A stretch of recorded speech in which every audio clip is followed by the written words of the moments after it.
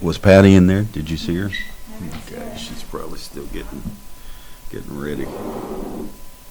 She was in there doing stuff and told her it's getting late, so she ran in there. Okay, good to see everyone, and good to see Sister Denise and the boys with us today. And Brother Allen usually comes in just a little late. He has his seasonal work with the drive-in and the flea market. Yeah. Mm-hmm.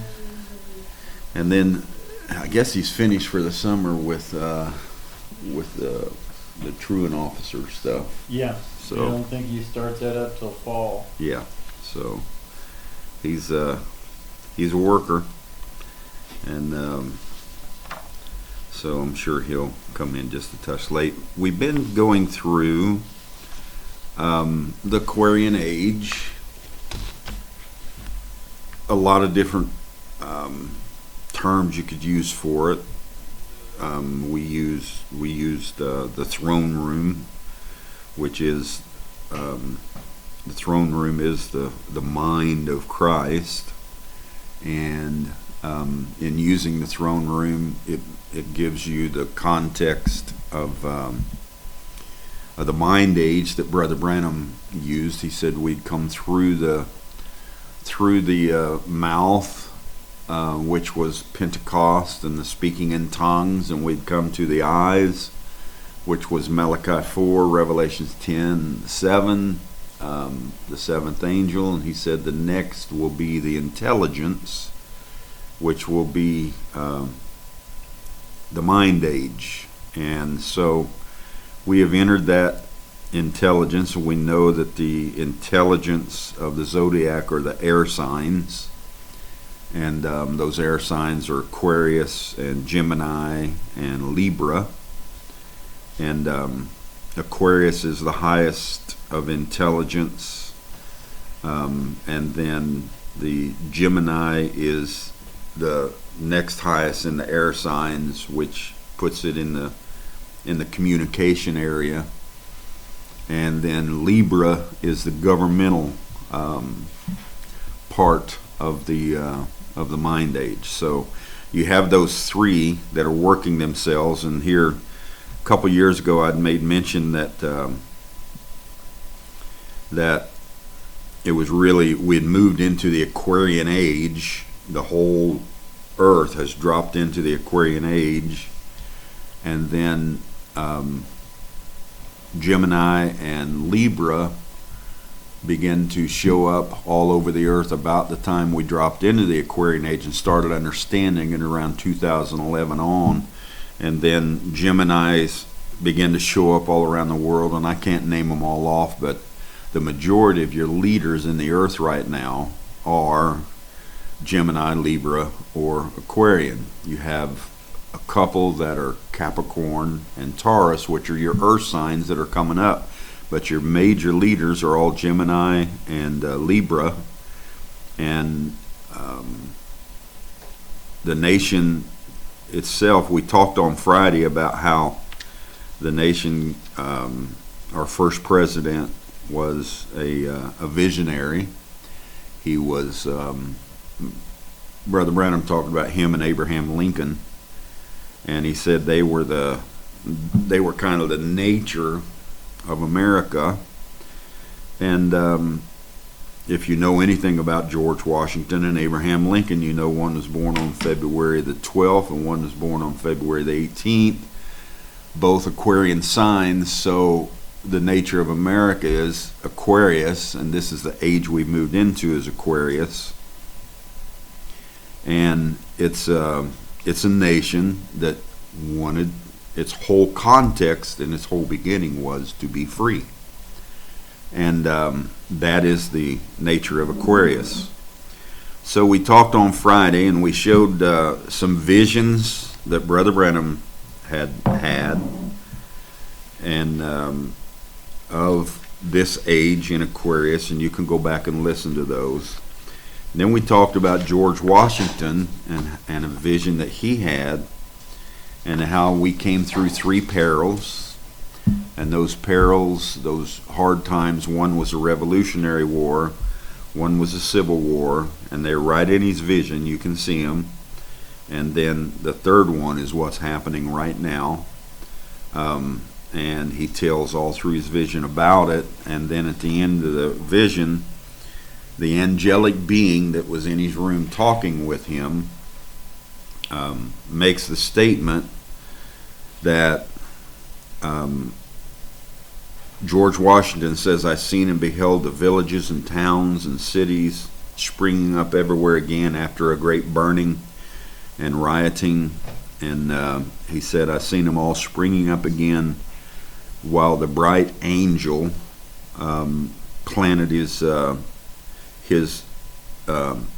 azure, his standard, into the earth, and cried out with a loud voice, and said, while the stars remain and the heavens send down dew upon the earth, so shall the union last." So we seen that, and we understand it, and we understand what happened in his vision. And I was thinking about his vision for a couple of days now, a week or so since I'd gotten into it and read it. But I was thinking about how did that angel know all of those things to be able to show him in the vision? The angel used his hand and put a vision out before him, and he saw the Revolutionary War, and then he saw the Civil War and how it raised up, and he saw what's going on now, this great war, whatever you want to call it. And then he's seen America, and he's seen the nation and things come through it all and come out a strong union still. How did this angel show that to him? Well, ask yourself, how did the angel in the book of Revelations show John all those things in 96 AD when they were going to happen all the way out until Sunset Mountain, all the way out into 2011? That angel was showing John all those things. Well, the only sensible thing is John met an angel on the island of Patmos and was caught through the dimensions and met an angel who had the Aquarian spirit on him and could tell him all about all that they'd come through. And I think that's the same way with George Washington. He was an Aquarian. Maybe he met himself. But I personally think that he met an angel from this age. The angel was from this age and had the Aquarian spirit on him and had an understanding of all the things that were coming up through the next 250 years. So, and it's happened before. It's happened William before. Branham That's right. went across the veil, met someone who told him of things that were coming. That's right. And See, then and he happened to be what? An Aquarian. It's happened before. it's happened before, at least twice before. So, and that's true. That's good. So we have this going on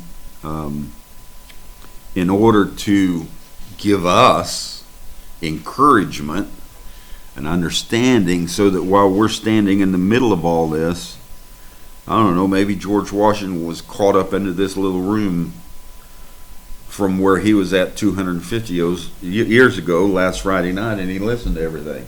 And then he wrote it down and said, I seen an angel, and he dealt with me, and I'll leave that alone. People will think I'm trying to make ourselves something again.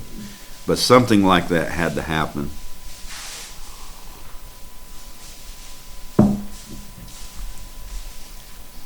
So this morning, I want to take some thought, a little bit of thought, on I called it Standing in Aquarius. I could have called it Standing in the Apocalypse, which I may come back and do that at some point. But we're standing in the middle, right smack in the age of Aquarius, the age that everybody prophesied about, the age that brought on the new earth, the millennial reign, the new city, the new everything, the age that brought all these things on. We're standing right in it. And I was thinking about the entire zodiac. Right now, Aquarian is the dominant age. It's the dominant influence. As William Branham talked, the gate's been open to this age, and we entered it, and it's such a great age that the wife said we should have been here a long time ago for the children's sake. And so we're watching this age unfold itself. Job made a statement in Job 38 and verse 32. He said, "Canst thou bring forth Mazzaroth in his season? Or canst thou guide Arcturus with his sons?" Now, if you know the zodiac at all, you know that the fullness of the zodiac, when all the signs are understood, and when all the signs have come forth, they're called as a whole. The zodiac is called Mazzaroth. So what Job was saying was, who can bring forth the fullness of the zodiac in its season? Or who can you guide Arcturus with his sons? Arcturus was in the age of Sagittarius, in the house of Sagittarius. And so Arcturus, if you remember the house of Sagittarius, it had the half man, half horse. His top was, and he was Archer. And so when he makes this statement, "Canst thou bring forth the entire season of the zodiac in its fullness?" And who can guide Arcturus, which Arcturus nature, his emblem was the horse and so forth, and the half man, and the archer, but at the same time he had a nature, and it was I know. I know is right where I believe the entire cycle of the zodiac started, in Sagittarius. So what Job is saying is, who can bring forth the entire revelation of the zodiac and bring it with understanding in its season and open it up? And where did it all start? Where did it start being guided from? It was in Arcturus and Sagittarius. Now, when the zodiac is is operating, which it is every moment, it is moving retrograde. It's not moving clockwise, it's moving counterclockwise. Well, the way the sun moves and the way the rest of the way the earth moves, it's moving in a the sun is moving clockwise as it's turning, and the earth is going around the sun with a counterclockwise turn. So what you got, and I can't even do it with my fingers, but you got the sun doing its rotation and the earth doing its rotation in reverse. So the sun is striking the houses of the zodiac in reverse. And I was thinking about it a little bit, and I thought, why would that be? But when I go and I read in the book of Genesis, it says that the evening and the morning were the first day. Like a reverse, we would say the morning and the evening were the first day. And you find so many things that are in reverse, and then I remember the angel dealing with me and telling me, you've got it backwards. You're in reverse. And he said you need to begin to understand that you're not going somewhere to get all of these things that we have talked about for centuries and centuries. You came here to get it. You're not going somewhere to be glorified. You came here to be glorified. You're not going somewhere to receive a resurrection. You receive it here. You're not going somewhere to be raptured. You're raptured right here. And just all the things that we had one way went the other. So we're looking at everything still when it comes to the zodiac in retrograde, in reverse. Now for me, we are eternal. And I personally think that maybe we came through a 25,000 year trip through the zodiac in not retrograde, but in clockwise. And it finished up, and maybe there's polar flop, there's some things that went on, and it reversed us, and we began to go backwards or in retrograde through the zodiac, just so we could understand it as we spiral back through. You know, you come through something, and then you spiral back through, and then you spiral back through, and you keep doing that in cycles to learn everything you can about every detail, every house. And then there is a time, I think we're very close to it and may have been through it before, when who can bring forth Mazzaroth, who can bring forth the revelation of the entire thing. Well, I think we're just about there, and maybe have been before. So I wanted to go through this. We went through the vision of William Branham and one of George Washington's visions on the Friday session.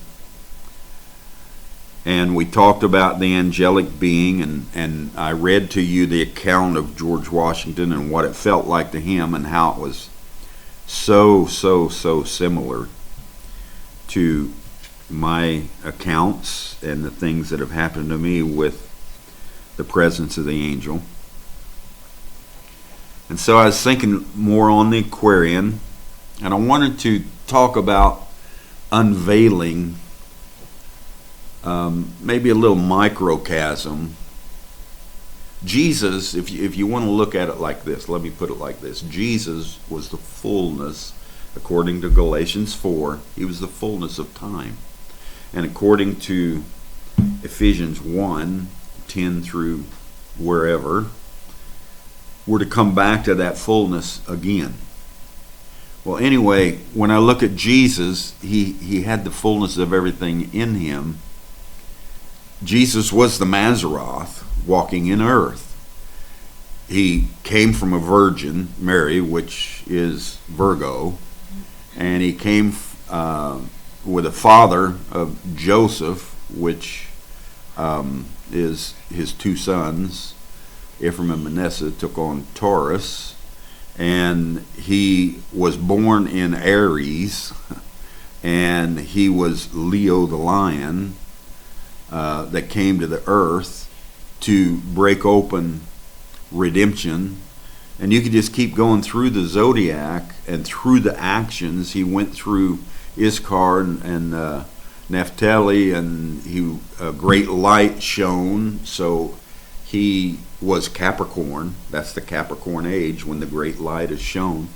And so everything he'd done, his moves that he made, he told his disciples, go to the city and find a man carrying a pitcher of water and follow him into a room, and he'll have a supper and a place prepared for us. Well, you know who the pitcher of water is, the Aquaman, and carrying the water.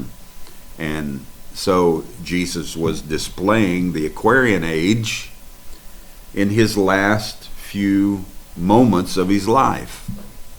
And he displayed all the other ages. And so his last few moments, I was thinking about it, the Aquarian energy is is water. The Aquarian placement is air.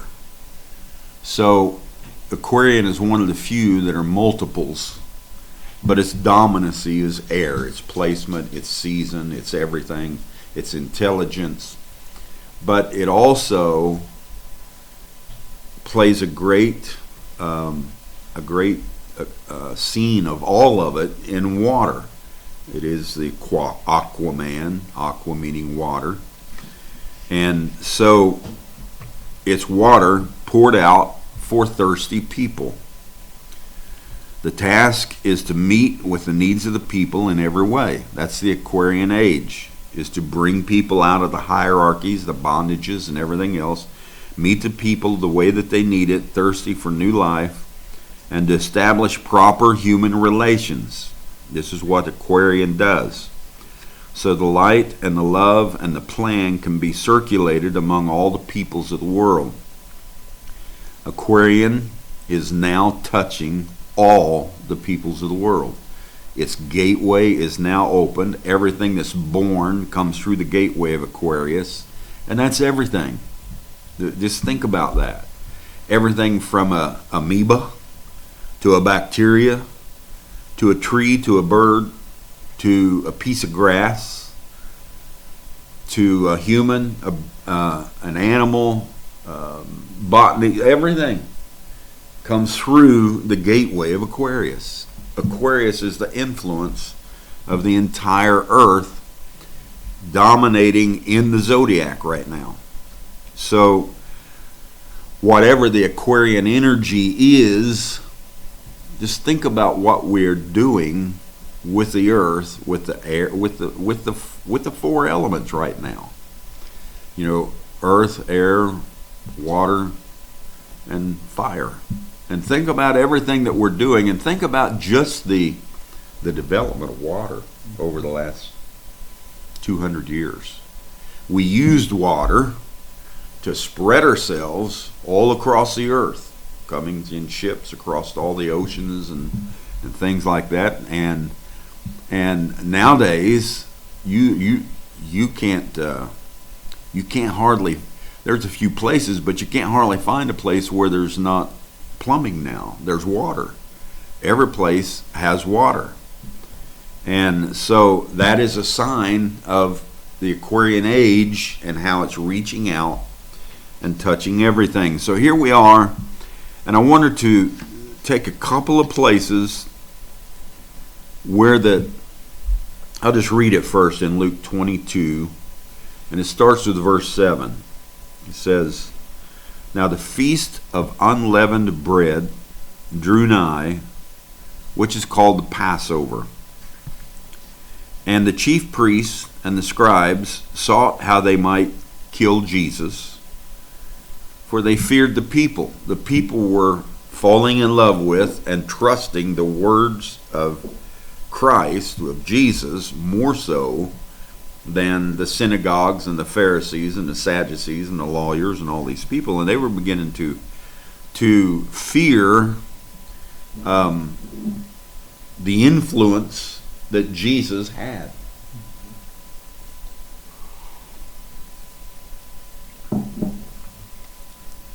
And then entered Satan into Judas, surnamed Iscariot, being of the number of the 12. So Satan entered Judas Iscariot. Now I know when you read that, you're thinking about a spirit that's flying around in the air, and it's a big boo devil, and it comes flying into Judas right about the time that Jesus looks like he's taking on a great influence. Satan's got to stop that. So he flies into Judas, and Judas goes haywire and runs out and just betrays Jesus in a horrible manner. Well, we're talking about, it goes on, it says, "And he went his way and communed with the chief priests and the captains, how he might betray him unto them. And they were glad, and covenanted to give him money. And he promised and sought opportunity to betray him unto them in the absence of the multitude. Why would he do that? Because he didn't want anybody getting killed. He didn't want a public war. Just think about Judas. Then came the day of unleavened bread, when the Passover must be killed. So here's Jesus. Here's Judas, who for some time now have been thinking about how to bring all this power that Jesus has to the throne. All of this great authority that Jesus has on him. All 12 of them believed he was the Messiah. Judas was no different. He believed with all of his heart he was the Messiah.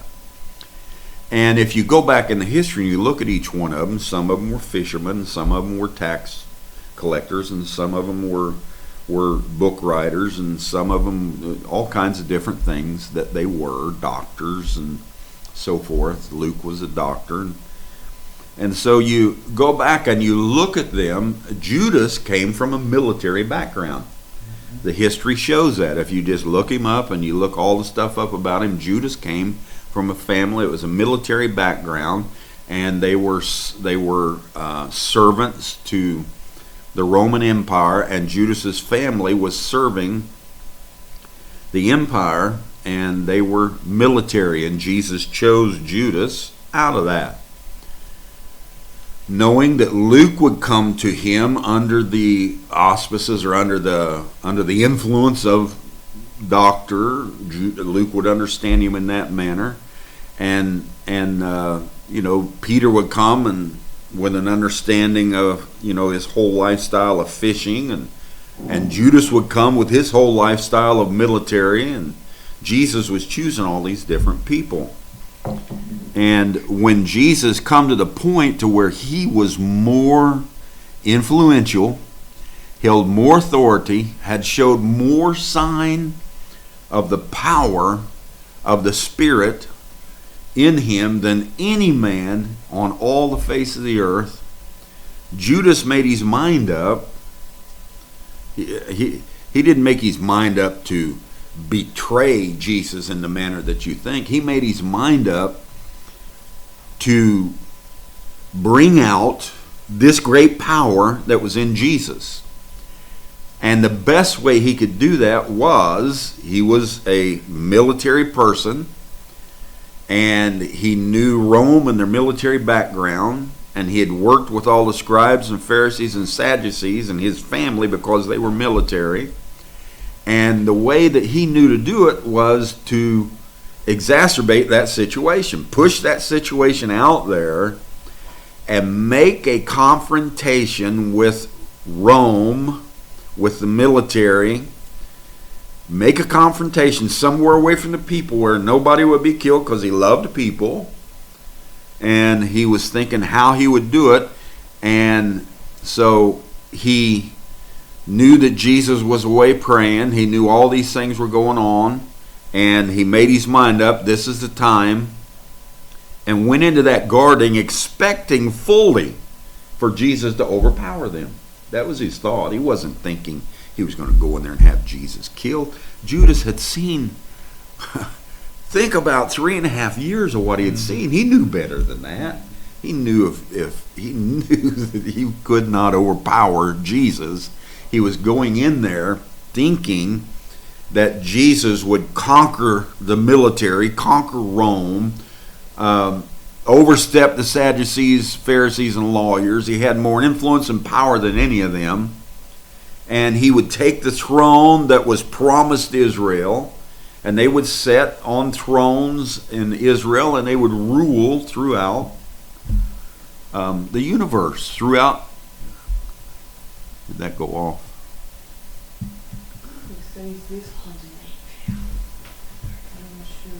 Give me just a minute.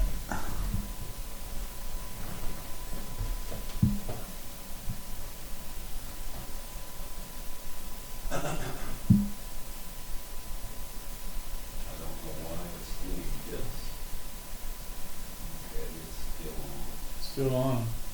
Okay. I'm not going to mess with it. So Jesus had all of this influence, and Judas was going to try and use this influence to bring the Messiah to his proper position. That was his mind.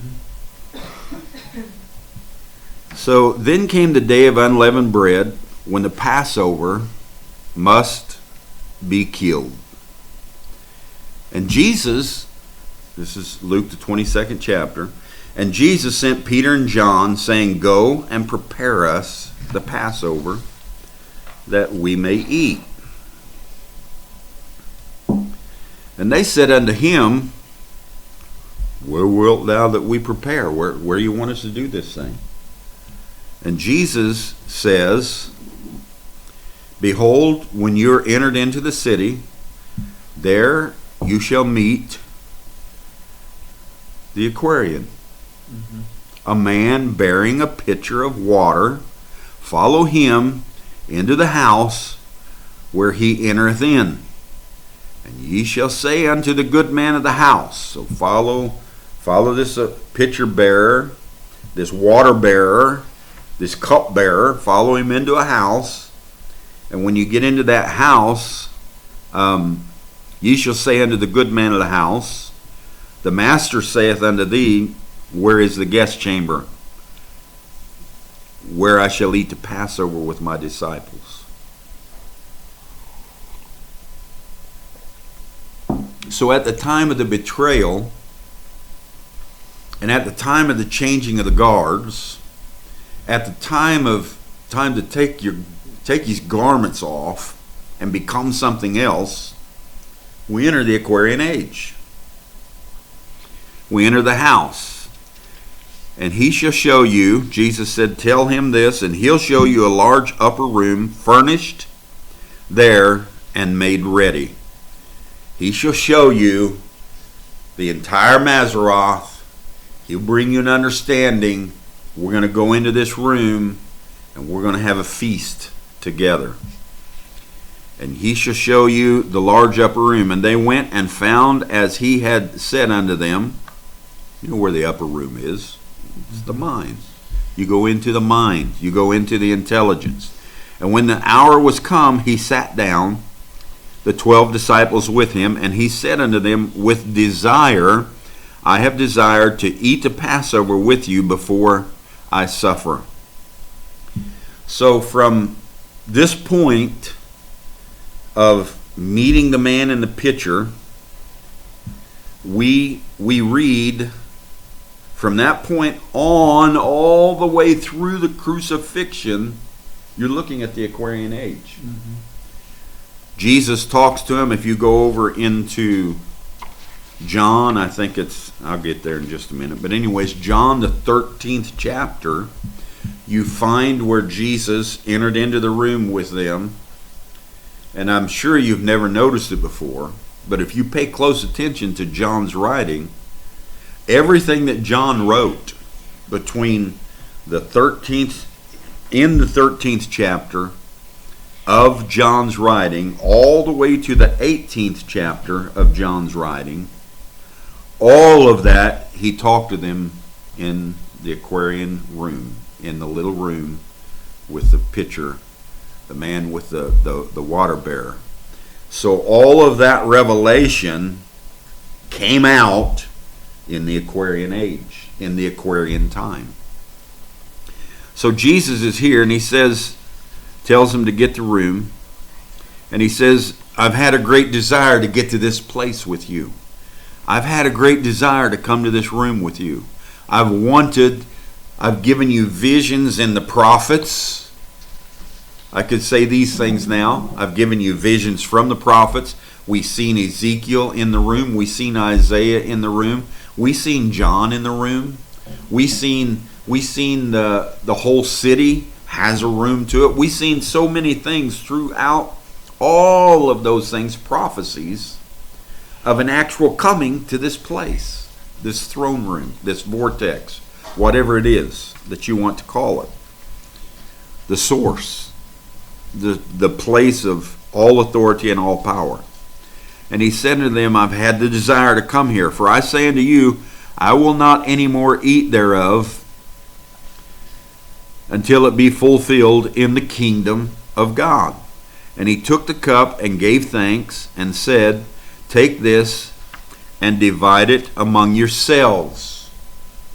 All of you, they took the cup, and he said, drink this and divide it among yourselves. All of you took on the influence of Aquarius. Mm-hmm. All of you took the cup in your hand, and at some point, all of you drink it in the Aquarian age. You come in through the gate, and when you get in here, you're drinking the influence of Aquarius. All of you become Aquarian. He took the cup, gave thanks, and said, take this, divide it among yourselves. For I say unto you, I will not drink of the fruit of the vine until the kingdom of God shall come. And we know when that was. He came back and he stood on the shores of Galilee, the sea, and he called for Peter and them. They were out fishing. And he said, come in and let's eat and drink here together. So the kingdom of God had already come at that time. And he took bread and gave thanks and brake it and gave unto them, saying, this is my body, which is given for you. This do in remembrance of me. So all of us partake of the body, the earth. All of us partake of the water, the cupbearer. This is all going on from the time they meet the water bearer, the cupbearer. From the time they enter the little room of the Aquarian age, the throne room, these things are going on and being revealed. Likewise also the cup after supper. He said, take this and drink or eat, because this is my body.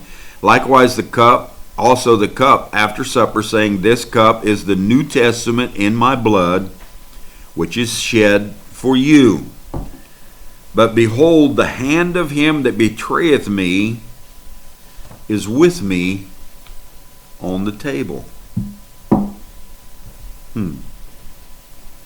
So Satan entered the throne room. The hand of he that's with me betrayeth me. It's on the table. He that's going to betray me, I can tell you right now this morning, the hand that betrays me day after day after day is on the table with me right now.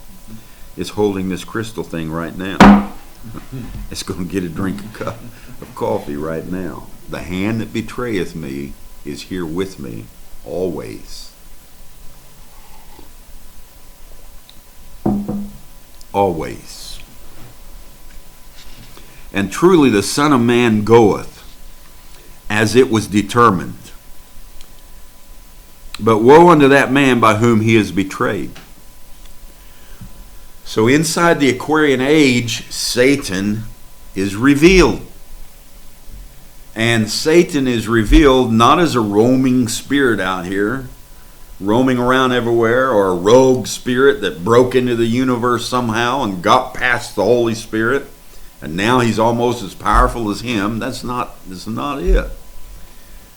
Satan was revealed in the Aquarian age, and he was to betray the Son of Man. Look up betrayal. It's a contrast. Mm-hmm. A betrayal means something that moves in the opposite direction of where you want to go. You get betrayed by it. All of us have betrayal in us. Every single one of us. So here we see this being revealed in the Aquarian age. We took Satan and set him at the table with us instead of putting him out there in the universe somewhere. And truly the Son of Man goeth as it was determined, but woe unto the man by whom he is betrayed. And you know the woes that come upon you each time you feel this betrayal. Each time you feel this contrast. Each time you go in opposite direction of where you want to go. Each time you see somebody throw a rock through a window. It's you. You feel horrible about it. You see a house burn down. You see somebody get beaten in the streets. You see whatever you see going on, if you got anything in you at all, you feel horrible about it. You get upset about it. You fill up with betrayal. You say to yourself, look at these people. One man I've seen where he wrote, and he said, the most horrible feeling, I'm 86 years old, I think he said, and the most horrible feeling that I have ever had is sitting and watching my own people destroy the greatest nation that we have ever built on the face of the earth. And I thought to myself, what he's feeling is betrayal. Mm-hmm.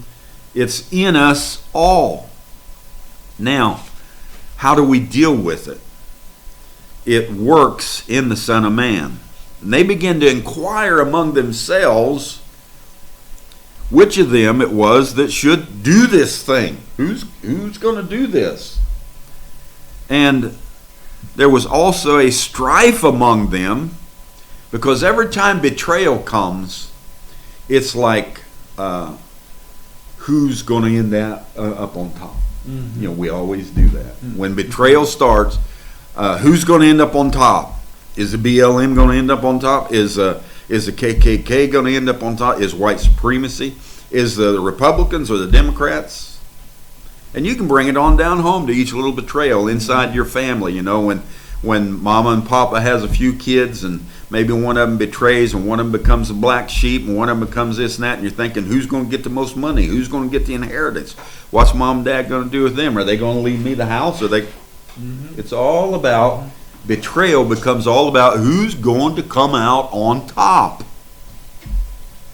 It shouldn't be, but that's human nature to think that way.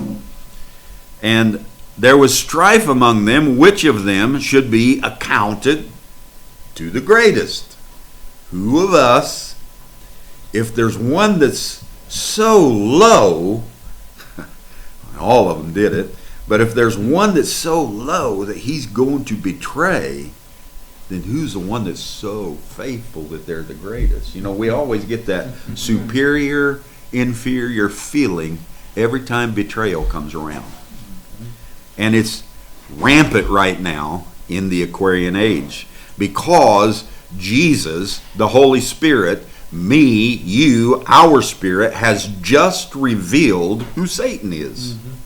We have just revealed where the betrayal's coming from. We have just now revealed and opened to the people exactly who the devil is. And so strife has come in about who's the greatest, who stayed the most holy, who stayed single, who only married once, faithful, but who did twice, who got drunk, who did this, who did that, who's living ungodly, who's doing that. I'm the greatest. I'm the most holy. I'm the most desired. I'm the most lovable. I'm the most humble. It goes on and on and on inside this place. So they had all this strife, and he said unto them, watch Jesus in the Aquarian age, inside after the pitcher, the man with the pitcher takes them in the room. They step into the Aquarian age. Jesus says to them, seeing all of their craziness and things going on, he said unto them, the kings of the Gentiles exercised lordship over them, over their people. Jesus was saying, stop trying to figure out which one of you are the worst and the best. Knock it off. This is my last evening with you. This is the Aquarian age. This is the Aquarian time. Stop thinking in Piscean ways. Superior, inferior. Who's the best? Who's the worst? Who's the bad? Who's the good? Who's the righteous? Who's the evil? Stop thinking in those ways. He said unto them, the kings of the Gentiles exercise lordship over them, and they that exercise authority upon them are called benefactors. They were trying to figure out who was going to benefit from this betrayal. Who was going to be on top? Who's going to benefit? Who's going to get the recognition? Who is going to have the power that Jesus had after he's betrayed? Who's going to have the power of William Branham after the Laodicean church age? Where is the next great Piscean idol. Where does he come in at? And Jesus says to them, knock it off. Just stop it. We're not trying to figure out who the greatest is, who the best is, who the next king will be, who's going to exercise lordship, and who's going to be the benefactor of all this. That's not what this is about. And he said unto them, ye shall not be so. What was Jesus doing in the Aquarian room, in the Aquarian age, after he met the water bearer? After they got the room set up and entered the room, he was leveling the playing field. He was leveling the playing field. Ye shall not be so, but he that is greatest among you, let him be as the younger. And he that is chief as he that doth serve. Everybody become the same. You're still going to have great ones. You're still going to have chiefs. You're still going to have all of these things among you, but treat one another the same. You're still going to have people that'll have gifts that are going to edify the body. You're going to have people that are going to bring understandings that will unite the body more. You're going to have that leadership, but treat one another the same. For whether is greater, he that sitteth at meat, or he that serveth? Is not he that satteth at meat, the guy sitting at the table eating, is he not greater than the one that serveth? And then Jesus says, but I am among you as he that serveth. I'm here serving you the cup. I'm here serving you the bread. I'm here doing all these things. And although you call me master, I'm being your servant. Mm-hmm. This is the whole Aquarian age. It brings down the hierarchy of Piscean. It levels out, it flattens the curve of all the authorities and everything else, and it brings it into all of us. Ye are they which have continued with me in my temptations, coming all the way up through. And I appoint unto you a kingdom, as my Father hath appointed unto me. I'm going to appoint you into a kingdom, that ye may eat and drink at my table in my kingdom, and set on thrones judging the 12 tribes of Israel. And the Lord said, Simon, Simon, behold, Satan hath desired to have you. Simon was the most boisterous. That's Peter. Simon was the most pushy. Simon had the hot head. Every time something come up, he wanted to grab a sword, do this, do that. I'll fight with the end. I'll kill him. I'll do this. I'll do that. Mm-hmm. Simon had all of these things. And Jesus said, Satan has desired you. And that he may sift you as wheat. And inside the Aquarian age, every nature, everything that you bring into this age, all of this contrast is going to sift you as wheat. Mm-hmm. It's going to break you down. It's going to take all of its situations and make you stop thinking about lordship, kingship, benefactors, all these different things that they immediately started thinking about at the beginning of this age. But I have prayed for thee that thy faith fail not, and when thou art converted, you know that was a slap in the face. Peter thought he was converted. When thou art converted, when you get out of the Piscean age and you actually convert over into Aquarius, and you are actually doing the things that a real Aquarius nature and spirit does, strengthen the brethren. That is our commission. Mm-hmm. Strengthen the brethren. I don't care how poor you are. I don't care what level or class you came from. I don't care if you live in a first, second, or third world country. I don't care if you're male or female. I don't care if you are a drunk, a prostitute, a whoremonger, or anything else. In the Aquarian age, you need to come into the spirit of strengthen the brethren. Strengthen one another. Don't fight one another. Don't raise your hands against one another. Use everything against one. Strengthen one another. Strengthen the brethren.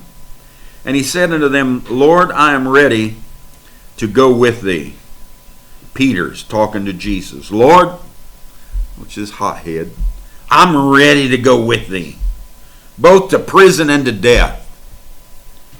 And he said, I will tell thee, Peter, the cock this day, before it crows, you will deny me 3 times.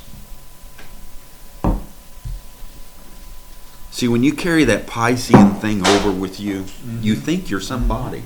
That's right. You think you got all the power and authority and the hierarchy, and I'm good, and I can't wait to stop being a son to my mama because I got all of this. I can't wait to stop being a daughter to all of these things. I can't wait to get my license. I can't wait to be 21. I can't wait till I can drink my first beer. I can't wait till I can on and on and on and on and on.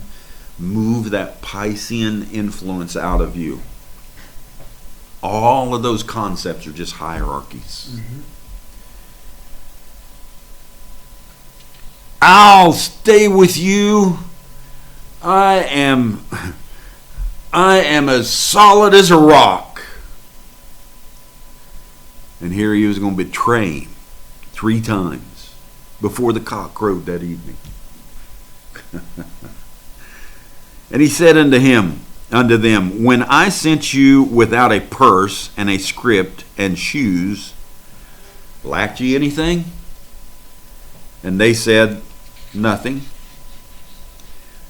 Then he said unto them, but now he that hath a purse, let him take it. And likewise his script, he that hath no sword, let him sell his garment and buy one. For I say unto you that this that is written must yet be accomplished in me.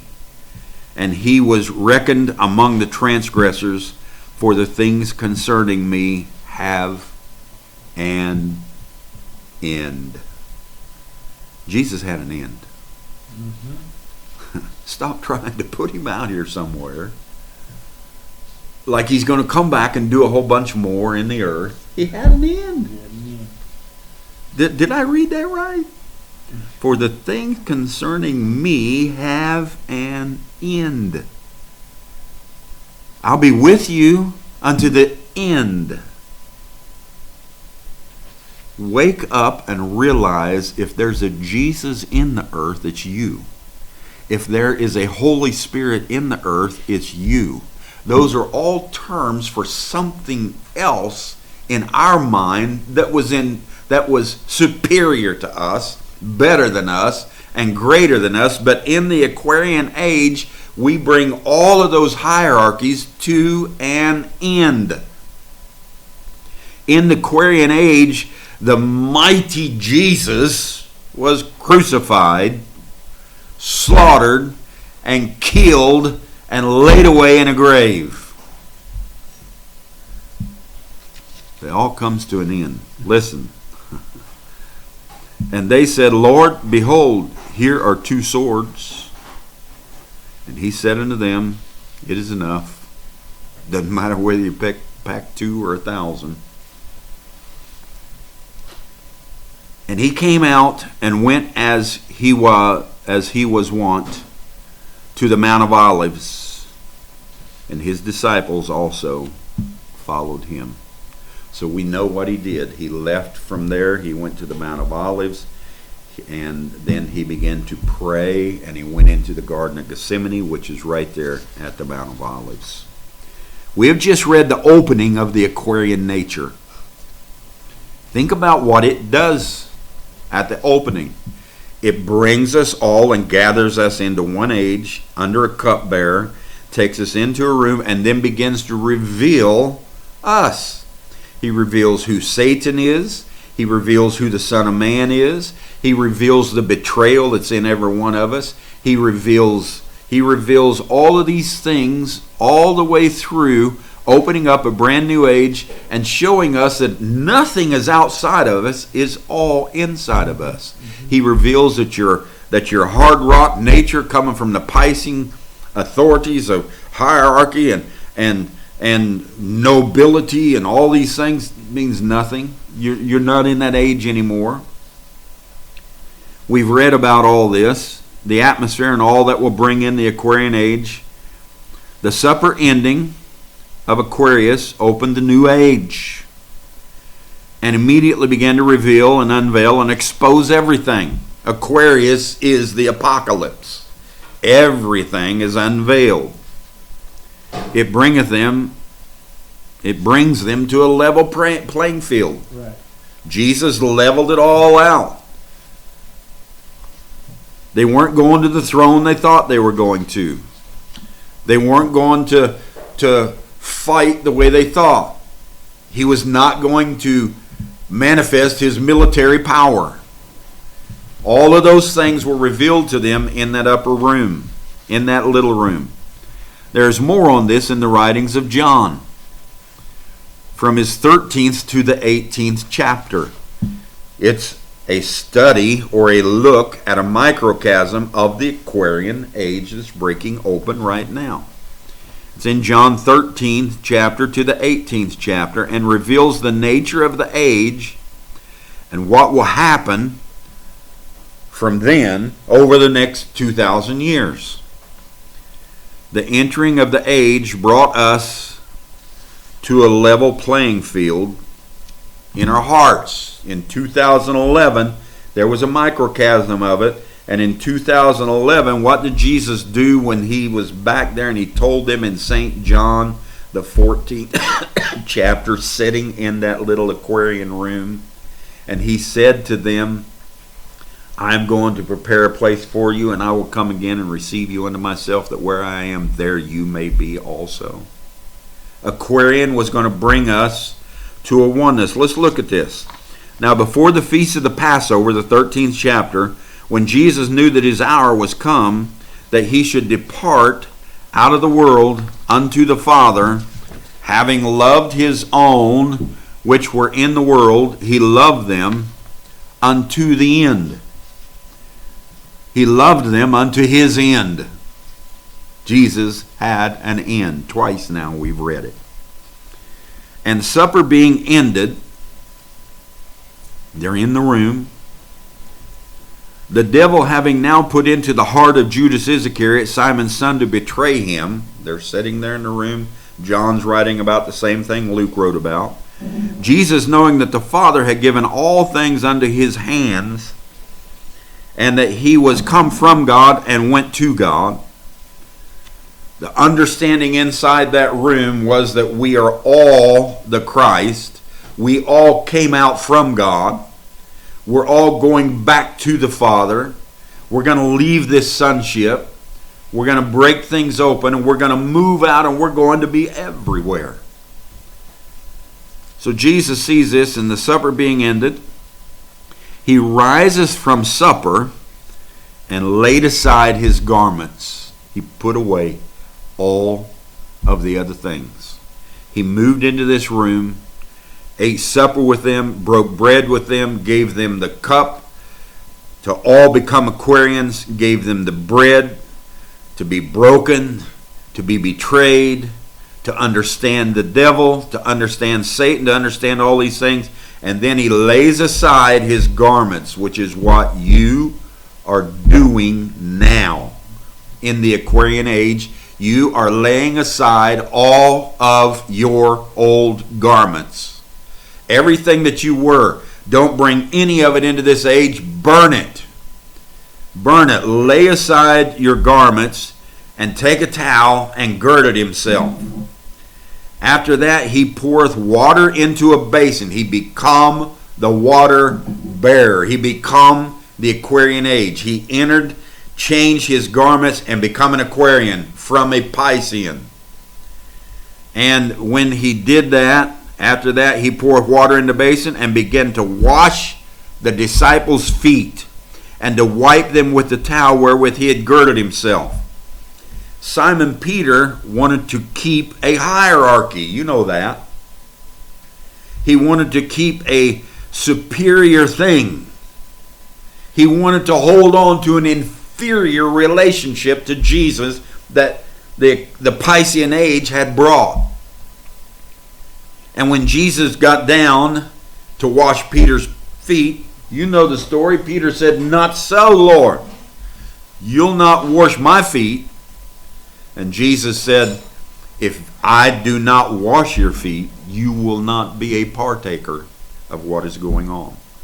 Or in other words, if you don't let me lay down my garments, and if you don't let me become one of you, and you become me, and let's live in one another, you'll never be able to partake of this age. You'll never understand a level playing field. You will always be trying to put inferior and superior, good and evil, bad and ugly, righteous and holy. You'll always be trying to separate it all out and be kings and lordships over the people and try to have thrones that you sit on that are greater and best and smarter and everything, instead of putting the intelligence in everyone, instead of putting the Aquarian cupbearer water in everyone. You try to figure out who's the worst, who's the bad, and who's the best, and who's the greatest, and who will sit on the throne, and who will serve. Peter wanted that. He wanted to keep a hierarchy, a superior and inferior relationship, and Jesus, in the Aquarian age, pouring the water out, would not accept it. And Jesus looked at Peter and said, "This has to happen. You need to understand this leveling of the playing field." And Jesus made this statement, "If you know these things, happy are you if you do them." We know them. I've sat here and I've seen your notes in all of your fellowships across the world, in Africa, in Asia, in America, in Canada. I've seen your notes. I've seen all the things you're writing. Leadership to the people and sisters and brothers and everybody doing these things. I've seen everything you're writing and I've heard everything you're doing. You know this. And happy are you if you do them. You're not so happy if you don't do them.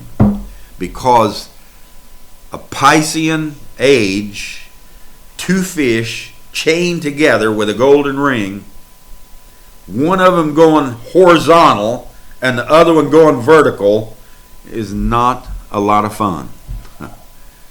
They're pulling against one another all the time.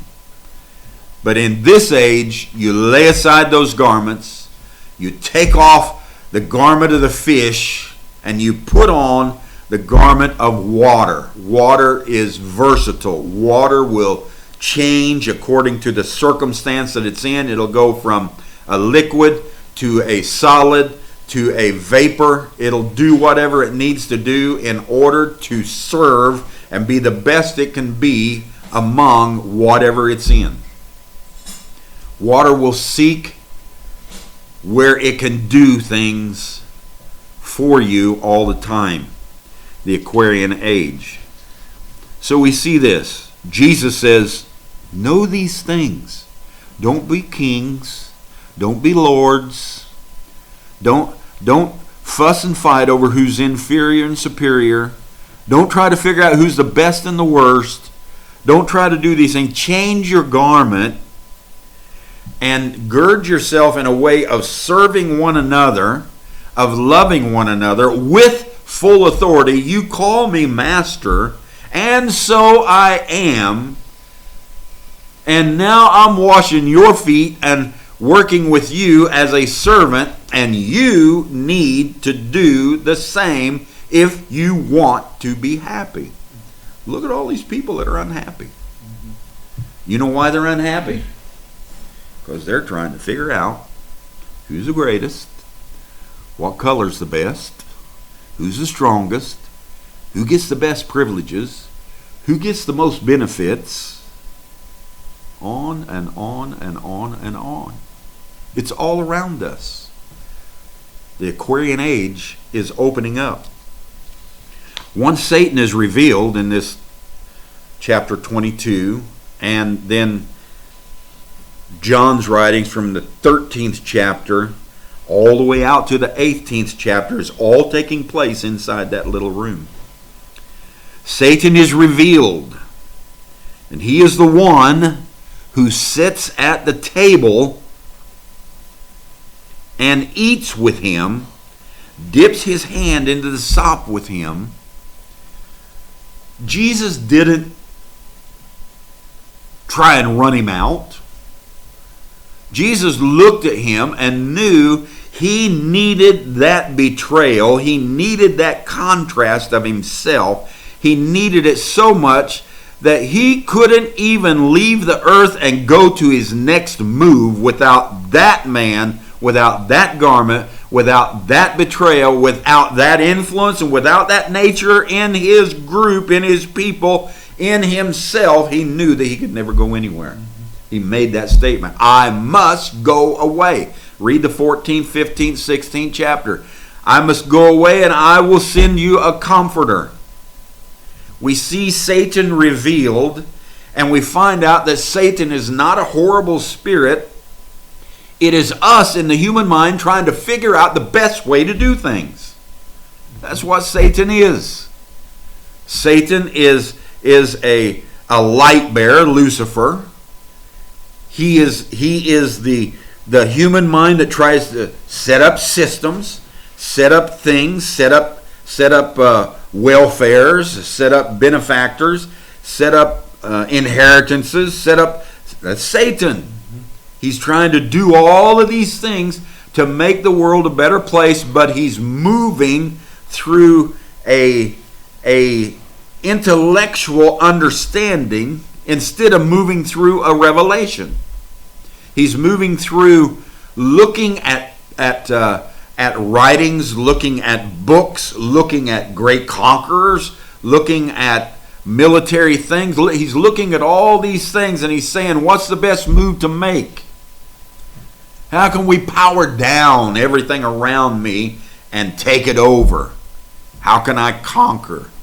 Satan was a great power in the age of Pisces, through the Piscean age. And I'm not talking bad about Piscean people. I'm talking about an age. Piscean people are some of the most humble, smartest, most mutable, most joining in, gathering lovers that you have ever met in your life if you meet them individually. But in the Piscean age, these things were going on. Satan is revealed, and he is the one who sits at the table and eats with them, dips his hand and sops with him. He reveals who Satan is. That he's not out there in the political governments. He's not out there in the religious realms and the hierarchies. And he's not out there in the economics. And he's not from whence cometh all wars. Have you read the book of James? Go back and read it again. Where does all war come from? The lust in your members. The devil's not out there trying to make war. If there's a devil, he's right in here trying to make war. Satan is revealed. Once Satan is revealed, we know who he is. Now listen. Jesus looks at Judas and gives him a commandment. In the Aquarian age, Jesus directs the move of Judas. Jesus looks right at him and says, Judas puts his hand in the sop, and Jesus says to Judas, what you do, do thou quickly. And all of the other disciples sitting in the little room thought that Jesus was sending Judas out after some more bread. Maybe they didn't have enough to eat or whatever, or they was sending him after some money that they needed to get the things done they wanted. Or they they thought he might be sending him out after some more swords, since all they had was two, and they were getting ready to go to, quote, battle. They didn't know what was going on, but they knew that Jesus loved Judas so much that he sent him out to do something for him. But it wasn't quite what they thought. And when we have those things inside us, we are all of the time inside our little room, we are directing Satan. We are directing and guiding Judas. The mind, the things we do, the moves we make. We are directing every move, and we're saying, let's get this done quickly. We need to do this now. Let's get this over with. Let's move on to something else. I can't become what I want to become until this happens. Many times, William Branham would tell you about a vision he had. Maybe he'd walk into a room. He had had a vision of a woman, maybe a baby being healed, and it was laying on a bed, and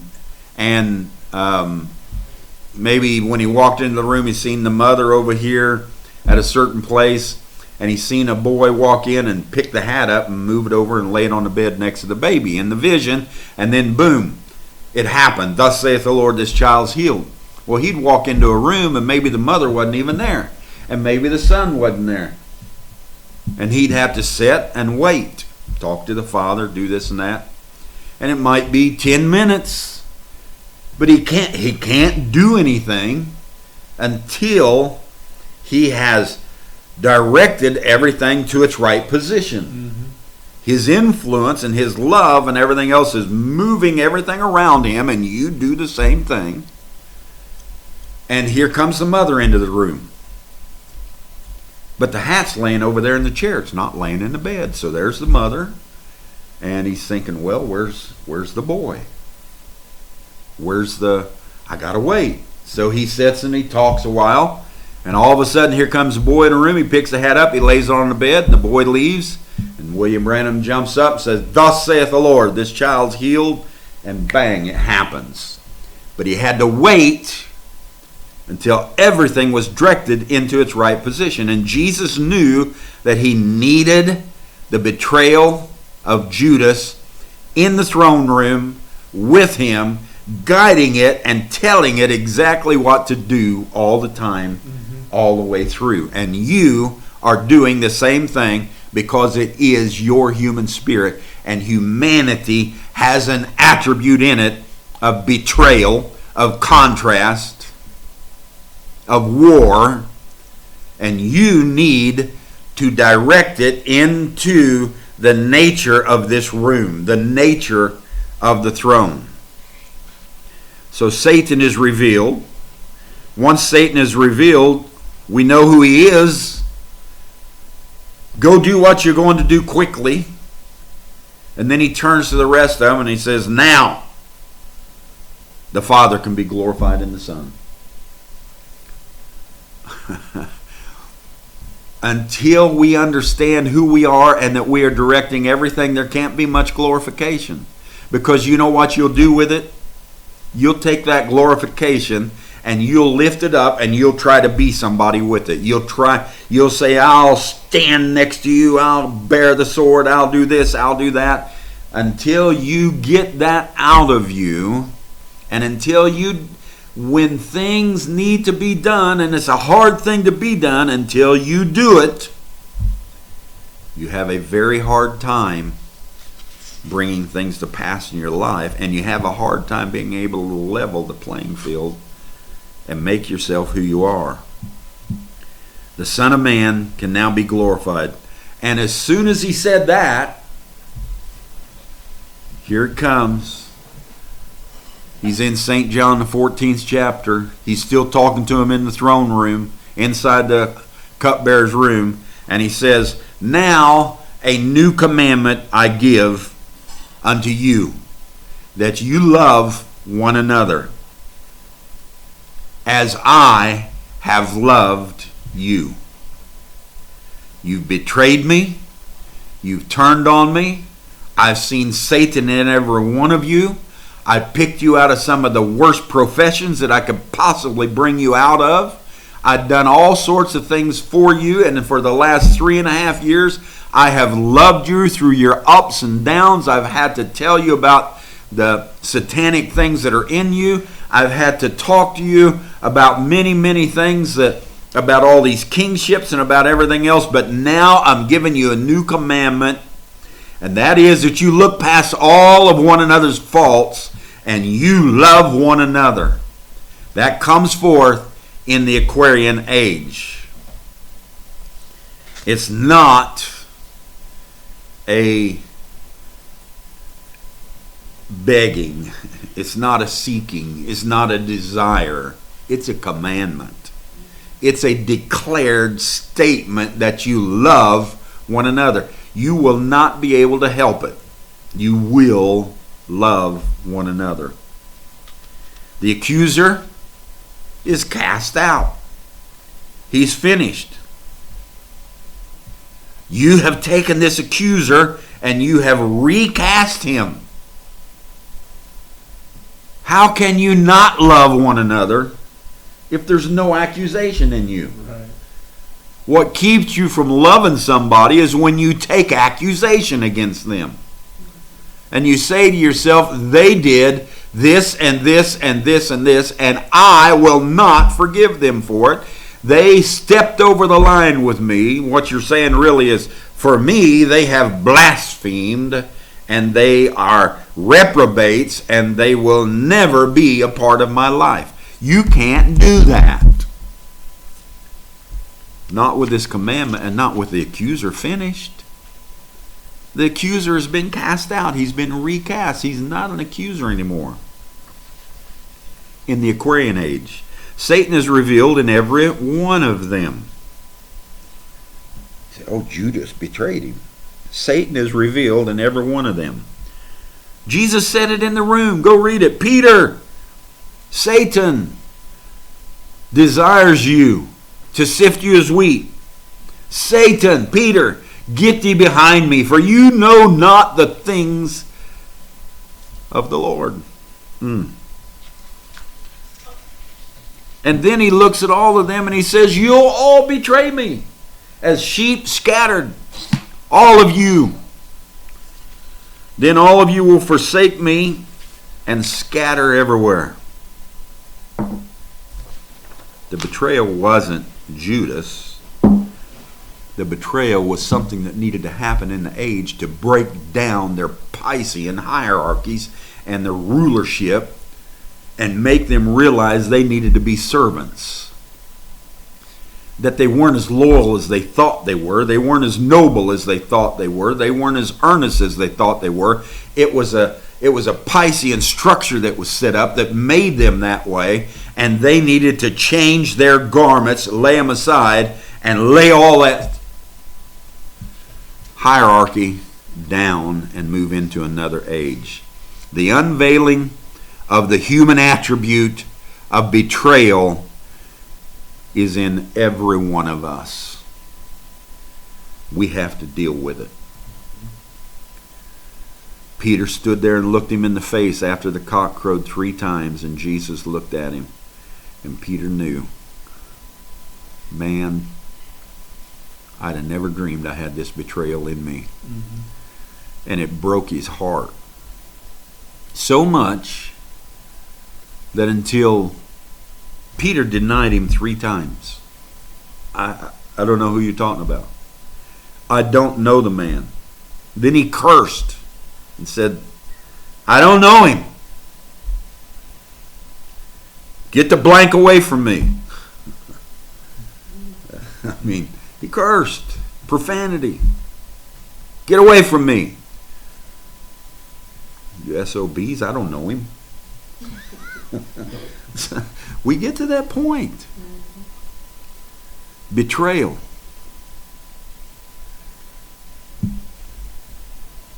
And Jesus is talking to him on the seashore, and he says, Peter, let's take a little walk.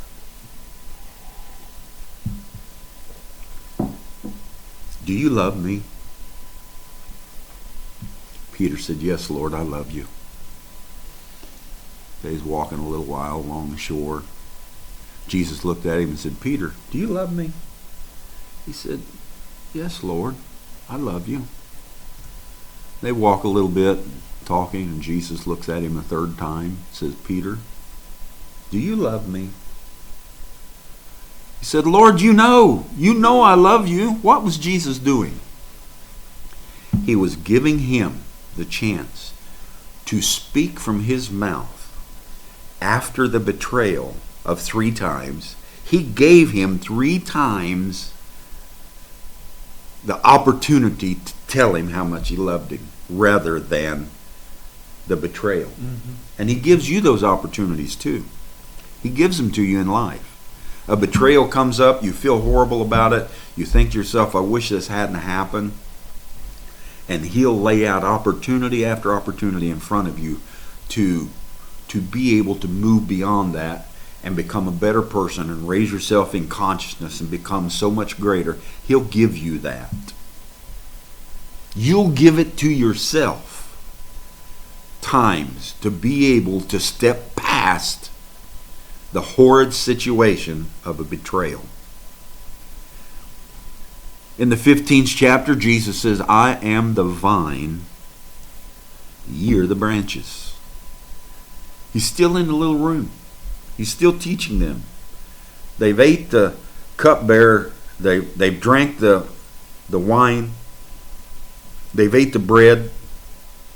They're sitting in the little room. They come to the 13th chapter, the 14th chapter. I'll send you a comforter, the 15th chapter. I am the vine and ye are the branches. What's he saying to them? In the Aquarian age, there's going to come a connection. Mm-hmm. Everything is going to be connected. If you've looked at fruits, trees, anything that has vines in it, have you ever looked at how everything, it's least little details, everything is connected in such a way. And Jesus is saying, I'm the lifeblood. I'm all these things. And through me, through the Maseroth, through all of these great things, we're connected one with another. Mm-hmm. And the same life that's in me is flowing through you. It's not a different life. It's the same life. Mm-hmm. And he comes to the 16th chapter and he begins to talk to him about the Comforter and how it's expedient that I go away. I must be betrayed. I must be killed. I must die on a tree. I must have all these things to happen to me, because if I go not away, the Comforter cannot come. And it's expedient that I go away. For if he doesn't come, you're never going to understand who you are. Mm-hmm. You've got to go through the betrayal. You got to go through these things, catch an understanding of who you are, and the Comforter, the rest, the relaxation, the 7th seal will keep you. The 7th seal is you on the inside of you, breaking itself open and realizing all these things are you.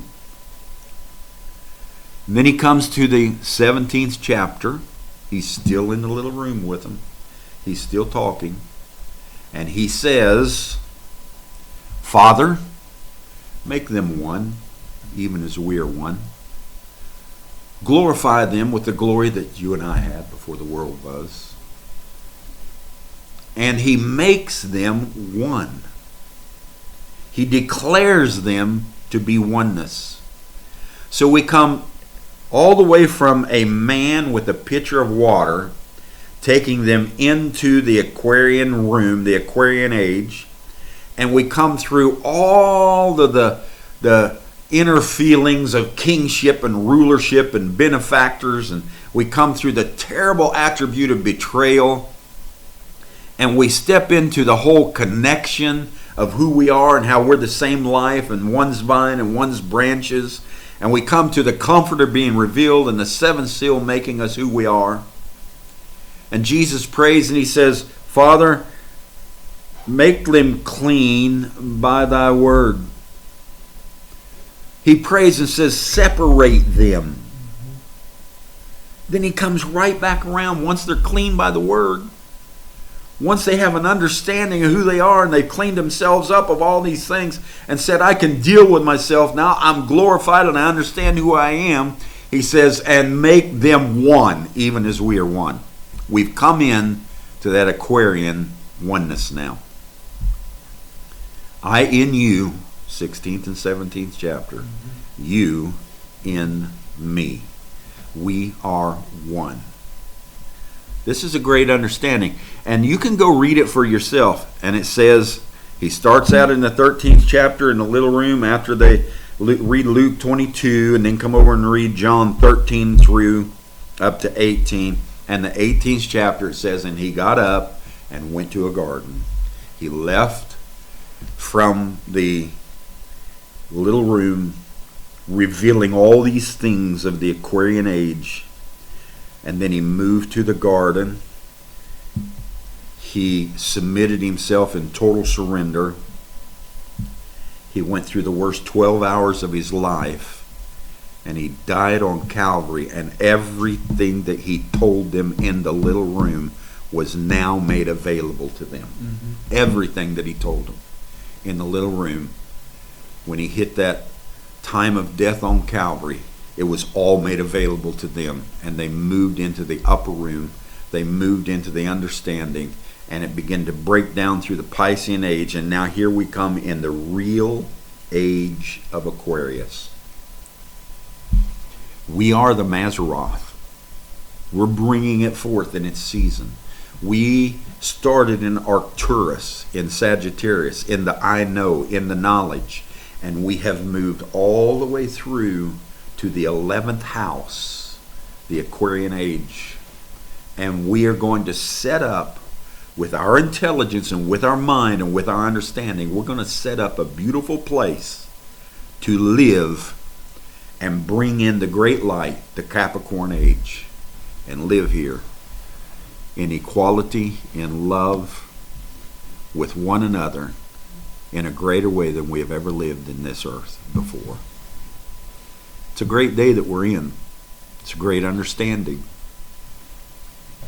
I hope that I've helped you with it. Read Luke 22. From the time the man with the pitcher on through till he's finished in that room. Then go over to St. John 13 and read from the time they enter that room until the 18th chapter where he gets up and goes to the garden and begins to pray. And you will be reading a microcosm in Jesus and the disciples' lives of the Aquarian age. You will be reading exactly what's going on now as we stand in Aquarius. Mm-hmm. Standing in Aquarius now. We're not a microcosm. Mm-hmm. We're not a type. Mm-hmm. We're not a pattern. Mm-hmm. This is the Aquarian age. Mm-hmm. This is the true standing in Aquarius. And it doesn't look a whole lot like what we expected. Or wanted to. That's right. Because in our mind, thinking the way it is, we're thinking that it's supposed to look a different way. But it's not. We are to be. Mm-hmm. Used to say, to be or not to be. No, this is it. The nature of this age is to be. It's who we are. I hope I've helped. We'll still be looking at a lot of these things. I do want to say, isn't this weekend coming the 4th of July? Mm-hmm. Yes. And my son is wanting me to go with him and be gone just a few days. So I told him I would. You know, he and I we love one another, and we spend the time when we can together, but he has 2 jobs, and So he's going to be off, and he said, Dad, can you go with me? And I said, I will. And I know you're going to be gone. Yeah. And I know Alan has some special things that are happening with his work through the weekend. So what I'm going to do is we're not going to have a Friday or a Sunday fellowship over this 4th of July weekend. I think Friday's the 3rd, Sundays or Saturday's the 4th, Sunday's the 5th. So the 3rd and the 5th we're not gonna do a fellowship. And I just wanted to let you know ahead of time. And I will also announce it and put it on Facebook for those of you that are like me and you forget and come 1 or 2 or 3 in the morning. You're going to sit there trying to get on, and we're not going to be on. Right. So we will not be on the 3rd or the 5th, and we will be back the following week. Right. So think about this. Take the time to read. Put yourself not just in Jesus' position, put yourself in every one of their positions, because all of them are the Aquarian age. You have some Peter in you, you have some John in you, you have some Judas in you, you have some Jesus in you. It's all Aquarian. Put yourself in there and begin to deal with all of these things, the betrayals, the attributes, the love, the hate, the rulership, the lordship. What did he say about all those things? Where should we be in all those things? The benefactors, where should we be? Yeah. Love you all with all my heart. It's a Aquarian influence, and that's what we're here for, to tap into that. Not to tap into other influences, other houses' influence. We're here right. specifically for that reason. Yes. To tap into, and that's, I think, was part of what he was trying to do through all that. He was trying to get them aware that, yeah, you're in one age, but what this is depicting is another age, and you need to respond to the influences that's around you. That's exactly what's going on right here. That's right what's now. going on here and now. And when you watch them and you see everything that's happening and you feel everything that's happening in you, Mm-hmm. it is the Aquarian nature. Mm-hmm. It's happening. How will you be influenced? Right. How will you be influenced? Reach in, do what he said. The Son of Man is now glorified, and I give you a new commandment, that ye love one another. That's what it is. As well, stand. All is well. All is well. We have heard our message, shalom, and all is well. There is a place of perfect rest behind the inner veil. So rest in life, rest, for all is well. In the authority of Christ and where we stand and who we are, in the revelation of this Aquarian age, of this throne room, we accept everything that is ours, our finances, our health, our love, our attributes. We accept them, and we accept the fact that we need to deal with some of them and make us a better people in humanity in Christ.